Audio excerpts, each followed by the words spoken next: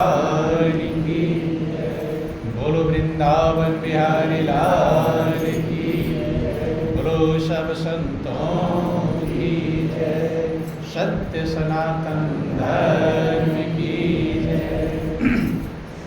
बहुत ही सौभाग्य का समय है कि उस महाप्रभु की असीम दया दृष्टि से हम सभी लोगों को इस सत्संग का परम पावन अवसर मिला है। वास्तव में ये प्रभु की बहुत बड़ी कृपा कहलाती है और बहुत बड़ी दया कहलाती है, क्योंकि जब जीव को सत्संग मिलता है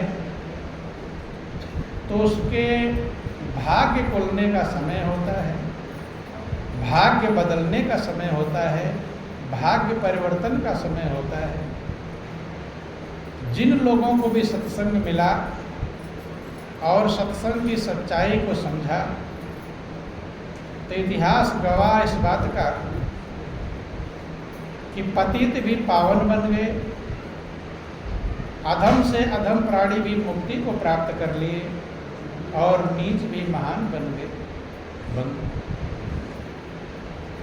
सबसे बड़ी खुशी तब प्राप्त होती है जब प्रेमी भक्त अपने दिल को निर्मल करके भक्ति के सच्चाई में लगते हैं और उनका जीवन आनंदमग्न होता है, शांतिमय बनता है, संतुष्टमय बनता है। वही सबसे बड़ी खुशी होती है और वही सबसे बड़ा आनंद होता है। बंधुओं, चूंकि इस संसार में आकर के लोग नाना प्रकार के कार्य करते हैं, नाना प्रकार के रास्ते अपनाते हैं, सुख और शांति पाने के लिए सभी प्रकार का प्रयत्न कर लेते हैं, लेकिन जब प्रैक्टिकल में देखा जाता है तो प्रैक्टिकल में यही समझ में आता है कि जिन लोगों ने भक्ति के रास्ते को अपनाया, भक्ति के पथ को पकड़ा और अपने हृदय को निर्मल किया, शुद्ध किया, उनके जीवन में ही खुशहाली और आनंद की लहरें प्राप्त होती हैं। बाकी तो सारे संसार के लोग चाहे कितना धन इकट्ठा कर ले, कितना परिवार पुत्र की व्यवस्थाएं कर ले, कार कोठी बिल्डिंग इमारत बना ले, परिवार पुत्र की व्यवस्था, लेकिन यही देखा जाता है कि लोग टेंशन में, चिंता में, अशांति में, ईर्ष्या द्वेष में, छल कपट में अपनी जिंदगी को गुजारते रहते। यही कारण है सभी महापुरुषों ने, शास्त्र पुराण वेदों ने भक्ति को सुखों की खान बतलाया। क्या बतलाया? सुखों की खान। रामायण में लिखा गया कि भक्ति स्वतंत्र सकल सुख खानी, और बिन सत्संग न पावहि प्राणी। हर व्यक्ति सुख चाहता है। क्या चाहता है? दुख किसी को पसंद है? किसी को पसंद हो तो हाथ उठाना। अर्थात दुख किसी को पसंद नहीं। सब लोग दुख से दूर भागते हैं। भागते हैं कि नहीं? अर्थात दुख को कोई अपना साथी बनाना पसंद नहीं। दुख जाए तो किधर जाए? सब लोग सुख को अपना साथी बनाना चाहते हैं, सब लोग सुखी होना चाहते हैं। सुखी होने के लिए नाना प्रकार के प्रयत्न करते हैं। जब से होश संभालते हैं तब से लेकर के और काले बाल सफ़ेद हो जाते हैं, मृत्यु के पास तक पहुंच जाते हैं, लेकिन सुखी होने का प्रयत्न करते रहते। बंधु, लेकिन बुद्धिमान भी हैं, चालाक भी हैं, होशियार भी हैं, धनवान भी हैं, बलवान भी हैं, सारी व्यवस्थाएं मौजूद हैं। लेकिन जब अपने आप से पूछते हैं तो लगता है कि मुझे संतुष्टि अभी मिली नहीं, शांति मिली नहीं। चालाकी तो है, होशियारी तो है, बुद्धिमानी तो है। चालाकी तो यही कार्य करती है, होशियारी तो यही काम करती है कि आप अपने आप को सुखी कर लो। और अगर आप अपने आप को आनंद मग्न नहीं कर पाए, सुखी हो नहीं पाए, तो वो चालाकी किस काम का, वो होशियारी किस काम की। यद्यपि दुनिया में अपने आप को कम होशियार कोई समझता है? सब एक से एक बढ़कर होशियार मौजूद हैं, होशियारी लगाते भी हैं। होशियारी लगाते लगाते काले बाल सफ़ेद हो जाते हैं। लेकिन जो होशियारी लगाना चाहिए सुख और शांति के लिए, आनंद मग्न होने के लिए, वो होशियारी लगा पाते नहीं। कोई हार्ट अटैक से शरीर छोड़ कर जाता है, किसी के माइंड की नसें भ्रष्ट होती है, किसी को कुछ है, किसी को कुछ है। एक से एक बढ़कर होशियार है। इसलिए संत महापुरुषों ने रिसर्च किया, खोज किया। जैसे वैज्ञानिक खोज करते हैं। अब आप जो प्रयोग कर रहे हैं मोबाइल इत्यादि का, ये आपने बनाया, वैज्ञानिकों ने बनाया। किसने बनाया? वैज्ञानिकों ने बनाया। अब आप उसका आनंद ले रहे हैं, उसका प्रयोग कर रहे हैं। ऐसे संत महापुरुष भी रिसर्च करते हैं। रिसर्च खोज करके और आपको वो फार्मूला प्रदान करते हैं। क्या देते हैं? फार्मूला। महापुरुष देखते जब सब सुखी होना चाहते हैं तो सुखी होने का फार्मूला बतलाया।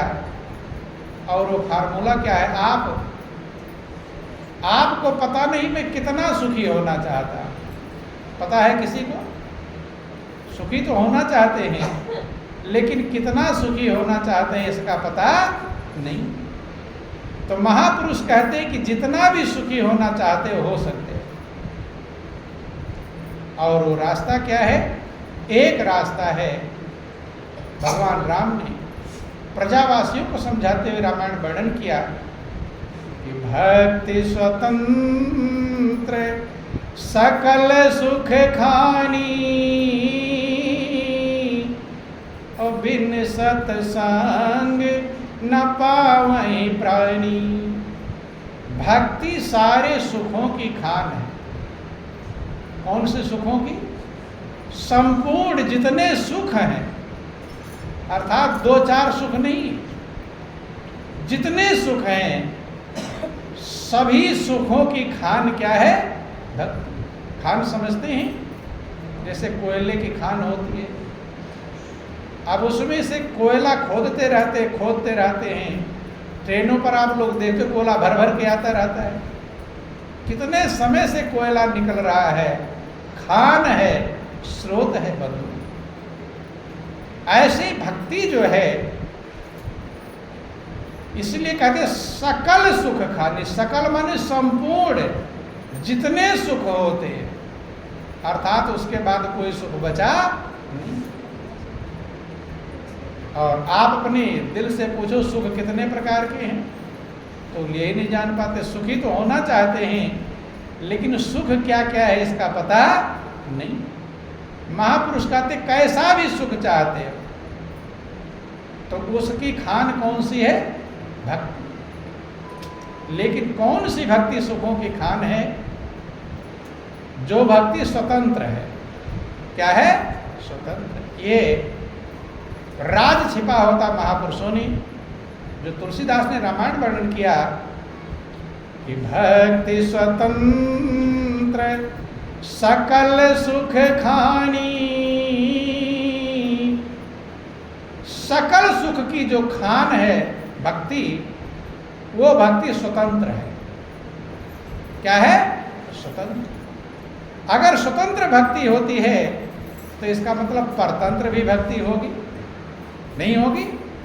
दोनों प्रकार की भक्ति मौजूद है, स्वतंत्र भक्ति भी है और परतंत्र भक्ति। जब आप कहते हैं उजाला तो अंधेरा भी होगा, तभी तो दोनों चीजें रहेंगे।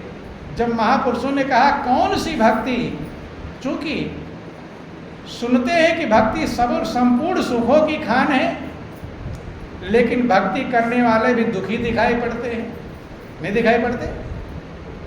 इसका मतलब है कि भक्ति में भी कुछ भेद होगा, अंतर होगा। इसलिए कौन सी भक्ति है समझना, थोड़ा ध्यान देंगे सभी लोग। दाएं बाएं अगर चित्त चलायमान रहेगा तब आपको बातें समझ में आने वाली नहीं। ये गहराई की बातें हैं। और मन चंचल रहेगा। तीर्थ गई मैं नानका, मन चंचल चितचोर, तो लाभ मिलेगा नहीं। इसलिए एकाग्रता पूर्वक समझेंगे। ये ज्ञान गहराई की बातें हैं। लक्ष्मण को भगवान राम ने समझाया, सुनो तात मति मन चितलाई। सत्संग सुनने का तरीका लक्ष्मण को समझाया भगवान राम ने। मत माने बुद्धि को भी लगाकर सुनो, बुद्धि से और दूसरा कुछ हिसाब किताब मत करते रहो। बुद्धि भी उसी में लगी होनी चाहिए, मन भी लगा होना चाहिए और चित्त भी लगा होना चाहिए।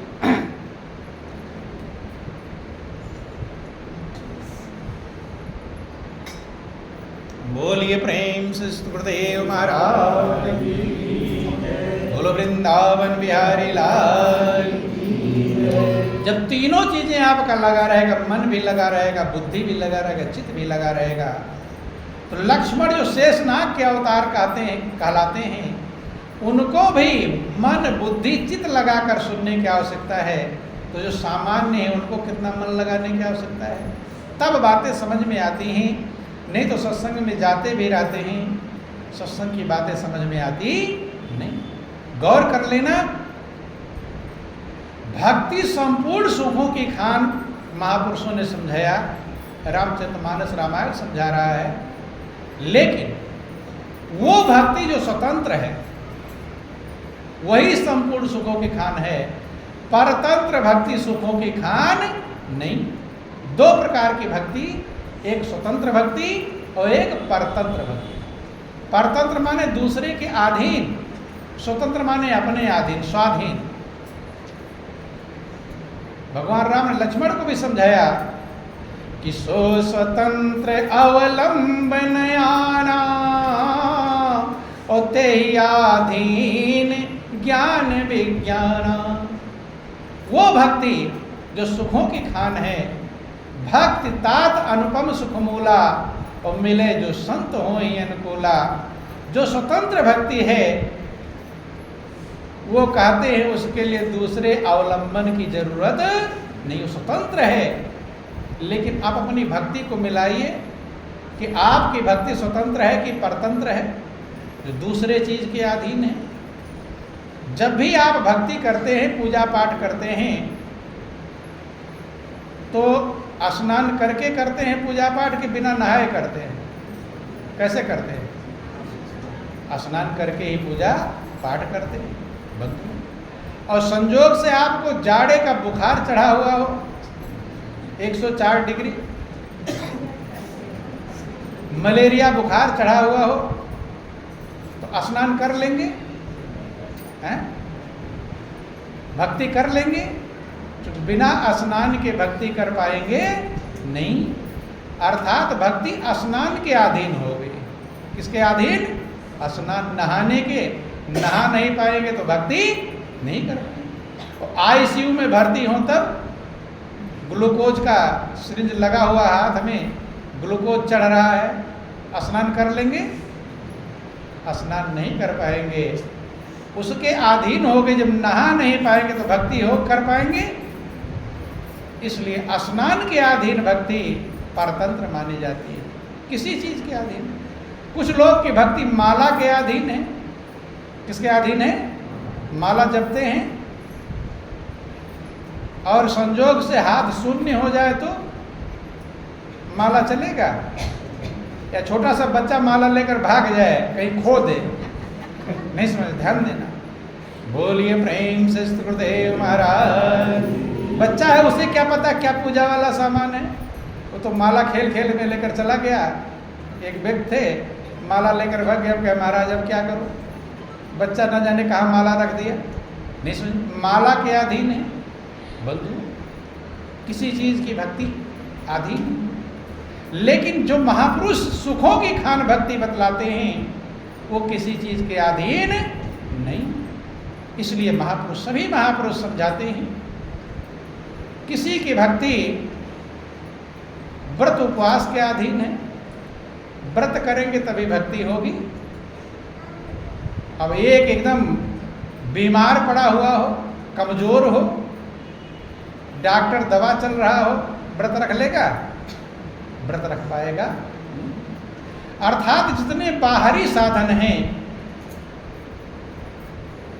इसीलिए भगवान कृष्ण ने भी गीता में अर्जुन को समझाया कि अर्जुन नाहम वेदेन तपसा नादानेन न चज्ञा शक द्रष्टुम एवं विधो दृष्टवान स्माम्यथा, कि हे अर्जुन, ना मैं वेदों के पठन पाठन से, अब किसी की भक्ति है रामायण पढ़ने के अधीन, रामायण पढ़ लेते हैं, भक्ति है, लेकिन संजोग से कहीं ऐसी जगह चले गए जहां रामायण ना हो, फिर कैसे पढ़ेंगे? नहीं पढ़ पाएंगे, अधीन हो बंधु। तो भगवान कृष्ण भी देखो, सब महापुरुषों ने एक ही बात समझाया। भगवान कृष्ण कहते ना हम वेदेन, ना मैं वेदों के पठन पाठन से, तपसा माने तपस्या से, तपस्या वही कर सकता जो बलवान हो, ताकतवर हो, और कमजोर है तो अब कहा तो एक पैर पे खड़े हो जाओ, तपस्या कर लेगा। दोनों पैर से जो खड़े होने की ताकत नहीं है, वो एक पैर से खड़ा हो सकता नहीं। इसलिए कहा तपस्या भी पराधीन है। ना दानेन, ना मैं दान किया बंधु, दान वही कर पाएगा जिसके पास पैसा होगा, धन होगा, और धन ही नहीं है तो जो रोटी खाने के लिए तरस रहा है दान कर लेगा? दान के भी अधीन ना। चाहे यज्ञ, कहते ना यज्ञ के द्वारा, क्यों? यज्ञ भी वही कर पाएगा जिससे सामग्री की व्यवस्था है, अगर नहीं व्यवस्था है तो। इसलिए सब महापुरुषों ने पराधीन भक्ति को मना किया, स्वतंत्र भक्ति की तरफ इशारा किया। गीता भी स्वतंत्र भक्ति को समझा रहा है और रामायण भी स्वतंत्र भक्ति को समझा रहा है। भगवान राम लक्ष्मण को समझाते हुए कहते हैं स्व स्वतंत्र अवलंबनयाना, स्वतंत्र है और वो भक्ति निरंतर होती है। कैसे होती है? निरंतर, हर समय। वो भक्ति कभी रुकती नहीं बंधु। हनुमान जी निरंतर वाली भक्ति करते हैं। कौन सी भक्ति करते हैं? निरंतर। आप हनुमान चालीसा पढ़ते हैं, वर्णन आया कि नासै रोग हरे सब पीरा और जपत निरंतर हनुमत वीरा। निरंतर जिसमें अंतर ना। अगर निरंतर वाली भक्ति, अब अर्जुन, भगवान कृष्ण अर्जुन को समझाते हैं कि हे अर्जुन, तू निरंतर मेरा सुमिरन कर, युद्ध भी कर। क्या कहते हैं? निरंतर मेरा सुमिरन कर, युद्ध भी। गीता अध्याय 8 श्लोक 7 में समझाते हैं कि तस्मात् सर्वेश कालेषु माम अनुस्मर चा मया अर्पित मनोबुद्धि माम स्वयं। हे अर्जुन, तू निरंतर मेरा सुमिरन कर और युद्ध भी कर। तो अर्जुन को अगर माला दे दिए होते तब अर्जुन बाण चलाते या माला जपते? क्या करते? वो निरंतर की जो भक्ति है वो सबके अंदर है। कौन सा है? सबके अंदर। सबके अंदर निरंतर भक्ति चल रही है, जो स्वतंत्र है, जो हाथ के अधीन नहीं है। हाथ नहीं है, किसी किसी के हाथ ही नहीं होते, किसी का हाथ पैरालाइज हो जाता है, वो माला नहीं जप पाए बंधु। तमाम मजबूरियां आ जाती हैं, बीमार पड़ जाते हैं, बैठ भी नहीं पाते। लेकिन महापुरुष जिस भक्ति की तरफ इशारा करते, तो महापुरुष इशारा करते हैं, इशारे को जो समझ जाता है वो पार हो जाता है। जिस भक्ति की तरफ इशारा करते हैं उस भक्ति के लिए किसी दूसरे सामग्री की आवश्यकता नहीं। आप लोग जाते हैं पूजा पाठ करने के लिए, कभी कभी भगवान शंकर को जल चढ़ाने जाते हैं तो बेलपत्र ही नहीं मिलता। कभी कभी ऐसी जगह पहुंच जाते हैं जहाँ बेलपत्र ही ना हो, नहीं मिल पाता है। पूजा फिर कैसे चढ़ाएंगे? आधीन हो, तमाम सामग्री है। लेकिन महापुरुष जिस भक्ति की बात करते हैं, जो स्वतंत्र भक्ति है, उसके लिए बाहरी किसी सामग्री की जरूरत नहीं। उसके लिए सामग्री क्या है? उसके लिए सामग्री एक है और वो है आपका दिल। क्या है? आपका दिल। यही एक सामग्री है और ये सामग्री लगभग सबके पास मौजूद होगी कि नहीं? हो सकता है सबके पास धन ना हो और व्यवस्थाएं ना हो, हाथ ना हो, पैर ना हो, आंख ना हो, ये सब तो हो सकता है ना हो। अब आंख रही नहीं है, कैसे जाएगा भगवान की मूर्तियों के दर्शन करने? कोई आंख ही नहीं, क्या दर्शन कर लेगा? लेकिन दिल उसके पास भी मौजूद है। सूरदास, जिनका नाम आप सुनते हैं, सूरदास बहुत बड़े संत हुए, बहुत बड़े भक्त हुए। सूरदास थे। सूरदास ने ऐसे ऐसे अनुभव के पदों को लिखा है जो आंख वाले नहीं लिख पाते हैं। सूरदास ने प्रभु की महिमा ऐसी गाई है, जिसके पास आंख होती वो महिमा नहीं गा पाता। तो कौन सी भक्ति जानते थे, आंख वाली या दिल वाली? दिल वाली भक्ति। चूंकि दिल सबके पास मौजूद है, वो वाला दिल नहीं जिसमें छेद हो जाता है, नहीं समझ में? वो अलग दिल है जो आपके भाव है, विचार है, श्रद्धा, बंधु, जिसको आप हार्ट कहकर को कहते नहीं, उसके उनके दिल में छेद हो गया है या वार डलेगा, जो भी बातें हैं, वो स्थूल दिल है। और आपके भाव, विचार, श्रद्धा, ये आपका सूक्ष्म बंधु, वो सबके पास मौजूद है। और उसी के दिल के द्वारा जो भक्ति की जाती है वही भक्ति स्वतंत्र भक्ति कहलाती है। वो आधी रात को भी आप कर सकते हैं कि नहीं? क्योंकि आधी रात का आपके पास दिल रहेगा कि नहीं रहेगा? वो साथ ही रहेगा। जंगल में चले जाओगे, कोई पूजा की सामग्री नहीं, तो दिल तो साथ है। नहाने धोने की व्यवस्था नहीं, दिल साथ है। आईसीयू में भर्ती हो जाओगे तो दिल रहेगा वहाँ कि नहीं? हर जगह साथ रहता है। इसलिए दिल वाली भक्ति हर समय हो सकती है। और उसी को सब महापुरुषों ने, देव गुरु नानक जो सिखों के सबसे पहले गुरु हुए, वे कहते उठत बैठत सोवत जागत नाम, कह नानक सद गए तिनके सब काम। उठते, बैठते, सोते और जागते। सोते समय भी भक्ति की आवश्यकता है कि नहीं? क्योंकि अगर सोते समय जरूरत ना होती तो गुरु नानक क्यों कहते उठत बैठत सोवत जागत? सोते समय भक्ति करो। क्यों? क्योंकि सोते समय भी प्राण निकल जाते हैं लोगों के। निकलते हैं कि नहीं? अच्छा खासा सोते हैं और आप लोग कहते हैं कि भाई अच्छा खासा सोए थे और रात में सोते ही रह, सोते में प्राण निकल गया। उस समय अगर आप भक्ति कर रहे हैं तभी तो मंजिल मिलेगी। क्योंकि अंत मता सो गता, ये शास्त्र पुराण वेद कहते हैं। अंत में जहाँ आपकी मति होती है वैसी गति प्राप्त हो जाती है। बंधुओं, तो सोते समय भक्ति कैसे करेंगे? उस समय प्राण कब निकल जाएगा कुछ भरोसा? वो स्वतंत्र भक्ति है। स्वतंत्र भक्ति उस समय होगी, उसी समय जागने की जरूरत नहीं है, सोने की बाधा नहीं है, उठने की बाधा नहीं है, बैठने की बाधा नहीं है, बीमार होने की बाधा नहीं है, कौन सी जगह पर आप हैं इसकी बाधा नहीं है, क्या सामान आपके पास में है, हाथ पैर आंख है कि नहीं है, इसकी बाधा नहीं। इंद्रियों की बाधा नहीं। इसलिए भगवान राम कहते, लक्ष्मण को समझाते हैं, भक्ति तात अनुपम सुख मूला, मिले जो संत हो अनुकूला। वो स्वतंत्र भक्ति तब मिलेगी जब संत अनुकूल होगी, संत की दया मिलेगी, संत की कृपा मिलेगी। दुनिया की भक्ति बिना संत के मिल जाती है। एक पूजा करने जा रहा है, दूसरा देख कर वही पूजा करने लगता है, वो बिना संत के मिल जाएगी।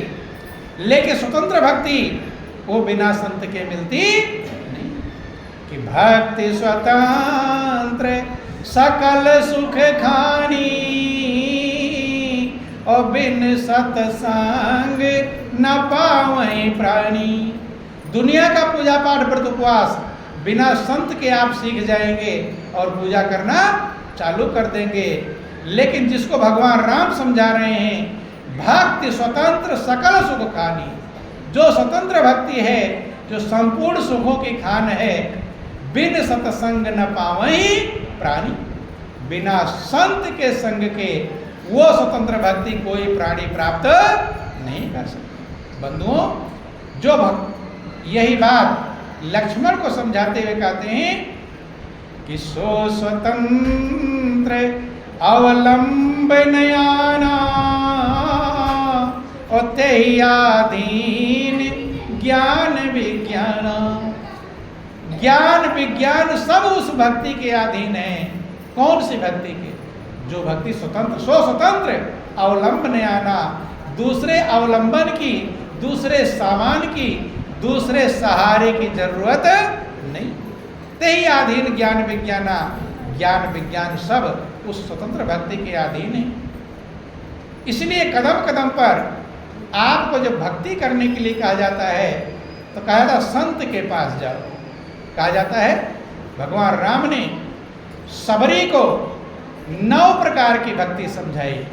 कितने प्रकार की? 9 प्रकार की भक्ति समझाई, 9धा भक्ति समझाया। सबसे पहली भक्ति कहते हैं, प्रथम भगति संतन कर संगा। सबसे पहली भक्ति कौन है?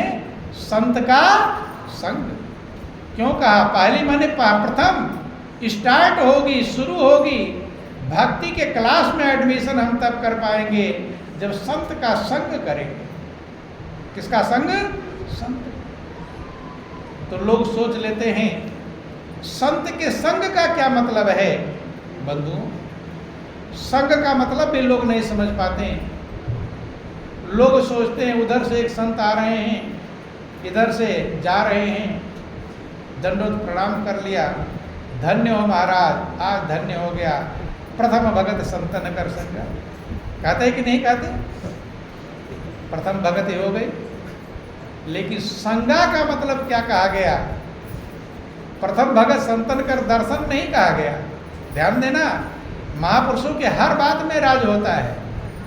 संत को भोजन करा देना नहीं कहा गया, संत का मिलाना नहीं कहा गया, संत का झोली लेकर घूमना नहीं कहा गया। एक बात भगवान राम ने कहा, ध्यान देना, प्रथम भगति संतन कर संगा। पहली भक्ति है संत का संग। और संग का मतलब समझ लेना, संग माने साथ, संग का मतलब साथ। तो बहुत लोग सोचते हैं कि हम संत का झोला लेकर घूम रहे हैं तो प्रथम भगति हो गई। साथ का मतलब क्या होता है? जैसे ऐसे समझ लेना, उदाहरण से आप समझेंगे, समझाने का प्रयास करते हैं। जैसे आप एक गांव में रहते हैं, एक शहर में रहते हैं, हो सकता है आपका साथी दूसरे गांव में रहता हो। कहते नहीं कि मेरा साथी उस गांव में रहता है, कहते कि नहीं कहते? या मेरा साथी उस शहर में रहता है। तो घर के लोग रोज साथ में रह रहे हैं, उनको साथी क्यों नहीं कहते आप? हैं? हाँ, पत्नी को कहते हैं, पत्नी को कहते हैं जीवन साथी। क्या कहते हैं? जीवन। पति पत्नी क्या होते हैं? जीवन साथी, जीवन के साथ बंधु। लेकिन पति पत्नी में अगर लड़ाई झगड़ा हो रहा हो तो साथी कहलाएंगे? नाम रख दिया साथी का मतलब समझ लेना। संग का मतलब साथ, और साथ का मतलब होता है विचारों का मिलना। कभी कभी जीवन साथी बन जाते हैं और तलाक हो जाता है, तब क्या बन जाते हैं?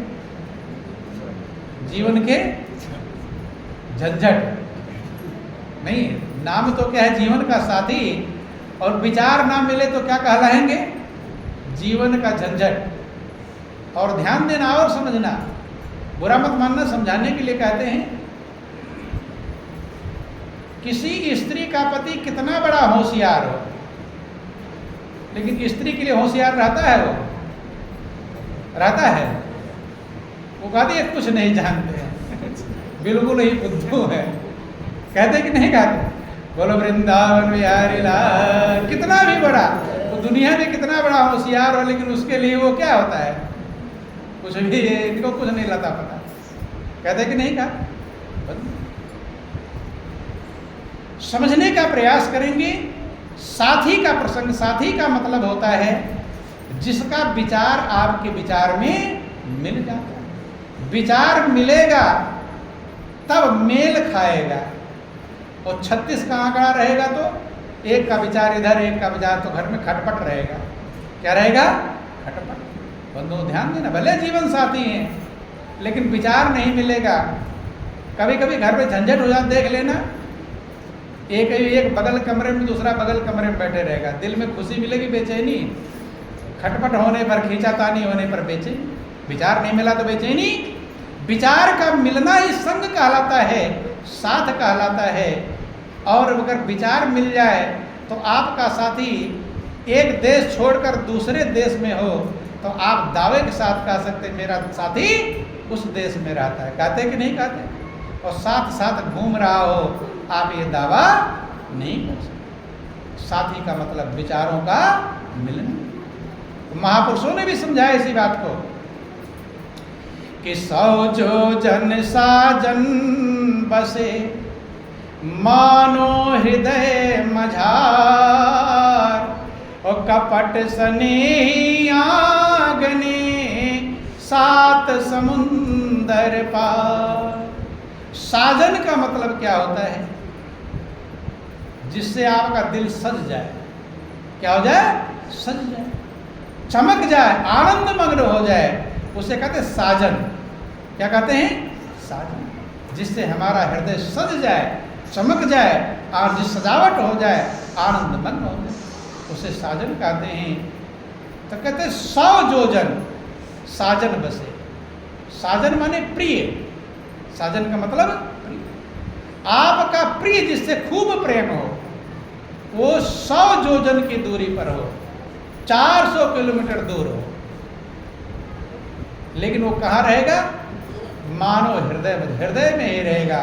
उसकी सूरत, उसकी याद, उसका चेहरा कहाँ रहेगा? आपके हृदय में घूमता, क्योंकि प्रिय है। और कपट स्नेही आंगने, कपटी मित्र, कपटी प्रेम, स्नेही प्रेमी आंगन में ही घूमता रहे तो दिल को खुशी देगा, बेचैन क्या देगा? कपटी है तो दिल को बेचैनी ही प्रदान करेगा। 7 समुंदर पार, उस दूर बहुत रहेगा, अर्थात दिल के मिलने से दूरी और नजदीकी होती है। कितना दूर व्यक्ति हो, महापुरुषों ने समझाया कि कमल रहे जल में सदा, सूरज रहे आकाश, और जो है जाको भावता, सोता ही के पास। कमल जल में रहता है और सूरज कहाँ रहता है? आकाश। 15 करोड़ किलोमीटर दूरी है दोनों के बीच की, लेकिन दूरी कोई नहीं मायने रखती। दिल की दूरी ना हो, दुनिया की डिस्टेंस कुछ भी नहीं कर सकती। 15 करोड़ किलोमीटर की दूरी से जब सूरज निकलता है तो कमल खिल जाता है। दोनों का तार जुड़ा हुआ है दिल। दुनिया वाली स्थूल दूरी काम नहीं करती, दिल वाली दूरी काम करती है। और विचारों का मिलना ही संग कहलाता है, जो भगवान राम ने समझाया। प्रथम भगत संतन कर संगा। प्रथम भक्ति तब होगी जब संत के विचार में आपका विचार मिल जाए। तब कौन सी भक्ति होगी? प्रथम बंधु, विचार मिल जाएगा। तो संत का जो विचार है वो विचार अगर आपके अंदर उतर जाए तो आपका जीवन आनंदमग्न ही हो जाए बंधु। लेकिन ये विचारों का मिलना आसान काम नहीं। जन्म जन्मांतर के संस्कार जीव के अंदर भरे पड़े हैं और जैसा संस्कार होता है उधर ही वो खींच लेता है। क्या करता है? खींच लेता है। इसलिए महापुरुषों ने संस्कारों के बदलने पर जोर दिया। जैसा संस्कार रहेगा उधर ही वो खींच जाए। जैसे तांगे वाले को आपने सुना होगा, रोज तांगा इधर से ले जाता है, आदत बन गई है घोड़े की, और बाई चांस अगर उधर दूसरी तरफ मोड़ना पड़े तो तांगा वहीं रुक जाता है, घोड़ा रुक जाता, आदत बन गई है, वही संस्कार बन गया है। ऐसे महापुरुष कहते हैं कि आपका जो संस्कार है वो आपके लिए डोर का काम करता है। पतंग उधर ही जाती है, किधर जाती है? डोरी उधर जाएगी, इधर पतंग जाएगा। ऐसे जैसे आपका संस्कार जैसा रहेगा वैसा जाए बंधु। लेकिन संगत से, संत महापुरुषों के संगत से आपके संस्कार बदलते हैं। बदलने का प्रयास करना चाहिए। जब आपके संस्कार बदलेंगे तब विचार मिलेगा, और विचार का मिलना ही सबसे बड़ी चीज है। जिन लोगों का विचार परिवार में ही विचार मिले तो परिवार खुशहाल कहलाएगा, और विचार ना मिले तो एक ईर घाट दूसरा बीर घाट। नहीं समझ में, एक का विचार इधर है दूसरे का विचार इधर है। एक भौतिक बात में लगा हुआ है, ये लाओ ये लाओ ये लाओ, और एक सोचता है 1 सेकंड में सब कुछ नष्ट हो जाए। दोनों के विचार अलग अलग बंधु। इसलिए विचार तभी मिलेंगे जब आपको सत्संग मिलेगा, संत महापुरुषों का संग मिलेगा। संग मिलेगा तो आपके संस्कार बदलते हैं। क्या बदलते हैं? इसलिए सब महापुरुषों ने सत्संग पर जोर दिया। किस पर जोर दिया? कि कबीरा संगति साधु की बेग करी जय जाय, और दुर्मति दूर गवायसी तेसी सुमति चढ़ाए। संत महापुरुषों की संगत जल्दी जाकर ग्रहण कर बंधु। ना जाने कौन सा विचार आपको मजबूती बना दे। रत्नाकर को एक विचार मजबूती बना दिया, संत का विचार। संत जानते थे कि कोई किसी के पाप में हिस्सा नहीं बटाएगा। ये विचार जब मिल गया किसका? रत्नाकर का विचार। दोनों का विचार मेल खा गया। संत का विचार तो था, लेकिन रत्नाकर का विचार ये था नहीं। जब उसका विचार ये बन गया कि सही में, और बना कब? जब प्रैक्टिकल समझ में आ गया, घर वालों से पूछा मेरे पाप में हिस्सा बटाओगे, सब ने मना कर दिया। अब विचार मिल गया कि संत जो कह रहे थे कि कोई पाप में हिस्सेदार नहीं बनेगा, वही विचार किसके अंदर आ गया? रत्नाकर जो लुटेरा था। जब विचार मिल गया तो क्या बन गया? वो जो लूट मार करने वाला है, मारने काटने वाला, अब वो क्या बन गया? वाल्मीकि ऋषि बन गए। क्या बन गए? वाल्मीकि। अब सोच लो, विचार का मिलना कितनी बड़ी कीमत है, संगत की कितनी बड़ी कीमत है। इसलिए सब महापुरुषों ने संगत पर जोर दिया। और कभी कभी कहां से आपको लाभ मिल जाएगा कुछ भरोसा नहीं बंधु। एक छोटा सा प्रसंग आपको समझाते हैं। बोलिए प्रेम से गुरुदेव महाराज